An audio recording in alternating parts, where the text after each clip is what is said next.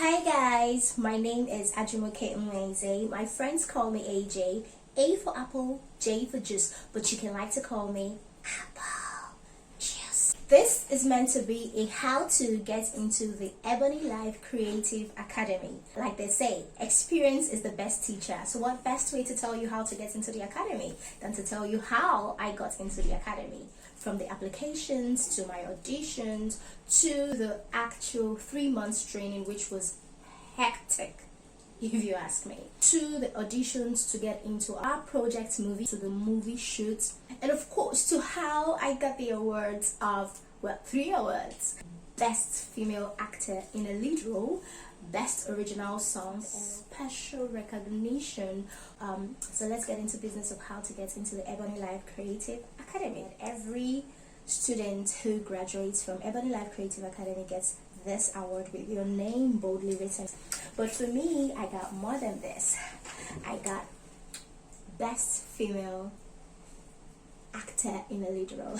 Isn't that wonderful? And then I also got Best Original Song. And then I had a special recognition award. Now, I think I'm the only one in the whole 124 students that graduated in the second intake that had this special recognition award. I am so proud of it. In fact, I'm going to frame it and keep it right here alongside my other awards. So let's get into business of how to get into the EbonyLife Creative Academy. When I first saw the call for entry, the first step I had to do was to go get my Lazarus Lagos State residency permit. This academy is sponsored by Lagos State government, and for you to be able to apply, you should have a Lagos State residency permit. I rushed to the nearest local government to do my Lazarus. I already had my Lazarus, so it was easy for me. I just went to the portal and I did my registration. So we have acting for screen, we have screenwriting, we have art direction, we have production, we have directing, we have post-production, we have sound, we have cinematography. So these are the 8 departments. So if you want to get it, you need to know which one you want to get. So after a couple of weeks, I got the email to move to the next step of the EbonyLife Creative Academy, and then a script was sent alongside. You prepare for your audition with that script that have been sent with your congratulatory message. So when I got into the audition, I met with someone who was to read lines with me, and he actually helped me to get into character fully. He helped me prepare for my audition, and then when it was time for me to go in, I went into the room and I saw a white guy and I kind of freaked out for a second. But then he was so nice, oh my god, and he introduced himself. Hi, my name is Dricus. Yeah, that's how he talks. My name is Dricus. And I'm like, okay, Dricus, hi, my name is AJ. A for apple, J for juice, but you can like to call me Apple Juicy. So the vibe was good, and he was like, tell me about yourself. I just gave him my profile, like, brrr. My name is AJ, Starquest winners, Nigeria Idol finalist, UNESCO World Book Capital, producer, writer, blah, blah, blah, blah, blah. What is your experience in the acting industry? I'm like, yo, I do work pass for a living. Not like for a living, like I have done a couple of work pass. Nothing really serious. Okay, so why do you want to be here? What do I think about the Nigerian movie industry? What am I going to bring in new to the industry? What do I think about the academy? Why did I choose acting of all 8 departments? Why acting? And so I gave him all of my reasons. I tried to be as convincing as possible, even when most of the times I was talking rubbish. But I was convincing in my rubbish. He was smiling, his colleague was smiling. They were all very warm and receptive, and this is something we do not actually always get in the real industry. I was so welcomed, and that reception gave me peace. So when I was done with my audition for, I really don't know why, but I told Dricus, see you in class. And he was like, yeah. For me, that was, I felt convinced. That was, I got some kind of conviction, whatever. I was convinced that I did good enough to get into the academy. But yeah, I waited for some weeks and then I got the email. Oh my god, I got into the academy. See me twerking and dancing. I was so excited about it. I didn't know that I was signing up for 90 days of drilling. It's like NYSC camp. It's just like NYSC, they drill you physically, but at EbonyLife Creative Academy, they're gonna drill your brain. They're gonna drill your sense. If you don't have sense, they're gonna drill it out. It was intense. Now let's move on quickly to the first day. My first day at the academy was beautiful. In my class, acting for screen, we were 17, 7 guys and 10 girls that got into the academy for the second intake. And then Drickus comes in. Hello, Drickus. Oh my god. I was so excited to see him. The first task that we were given on the first day in school was to go outside of the class and get an object that best describes us. An object that you come back into class and talk about yourself using that object as a metaphor of description. And trust me, the things I heard that day from class, I was blown away. People would get a bottle of water because that was what they were able to find, and they would use that bottle of water to describe how amazing they are as a person and how transparent and fluid and flexible they can be. So the entire training for the academy is broken down into weeks of theory, and of course, even in the theory, we had daily tasks, we had practical classes. For every topic that was taught, we had to practicalize them. And then we now went into the project phase, first starting with the script. The screenwriting department, or the screenwriters from the screenwriting department, their task was to write scripts that we will produce by the entire school. And then 4 scripts were selected, and we as actors needed to audition for these scripts so that we could, do our project. Okay, No One Right Way, The Samaritan, and of course Waiting for You. When I read all scripts, they were all beautiful. I thought they were all beautiful, but then, like Drickus would always say, every actor is unique, and for you to shine as an individual, as an actor, you need to bring your uniqueness to everything. So reading that script, I could relate with Waiting for You. Waiting for You was about a 19-year-old boy, Raymond, who wanted to do music, and he sings and he plays the guitar. When I read that script, I so much resonated with that script because, well, I'm not a guy, I'm not 19, but then I told myself I was going to audition for this role. I wanted Raymond so badly because I could see myself in that role. I went in for the auditions with my guitar, did my auditions, I thought it was good, and I left, and I was waiting for the decision to be made if I got the role or not.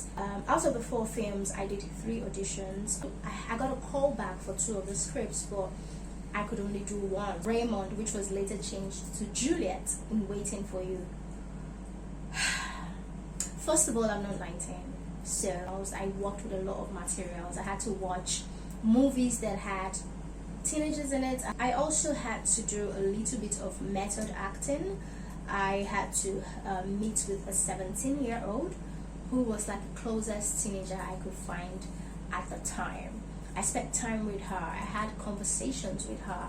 I watched her, how she talked, how she moved her body, her gestures, her eye movements, her tone, and how she always folds her hands and looks back at me when I'm talking to her. And then he helped me to be a 19-year-old. And I remember most times I would just, in as much as 19 years, you're not supposed to do, but I tried to be a child. I'm already a child, but I tried to be more childish than I normally would be so that I could play the role. On set, we had so much challenges like everyone would, but then I had good cast members. My cast members were very good. Bowman played my father and Noye played my mother. These were my classmates that I had spent weeks with, and over time we had a kind of bond. So before we went on set, we had loads and loads and loads and loads of rehearsals. We would rehearse our lines, we would change some things, we would tweak some things, we had meetings with the director. The director already knew how or what the location looked like, and he would tell us, okay, this is where the kitchen sink is, this is where you'll be facing, so you turn and you look at your mother before you say that line. The director was good. AY, he was very good. He was very deliberate about what he wanted to see. He had a picture in his head and he wanted to bring that picture on screen. He had done his director's treatment. He had everything mapped out. So because also we had done lots of rehearsals, before the actual shoot. When we got on set, we didn't have the issue of so many takes because we made mistakes. No, we had more of technical issues. Why did Waiting for You win the award? Waiting for You had 9 awards. This is amazing.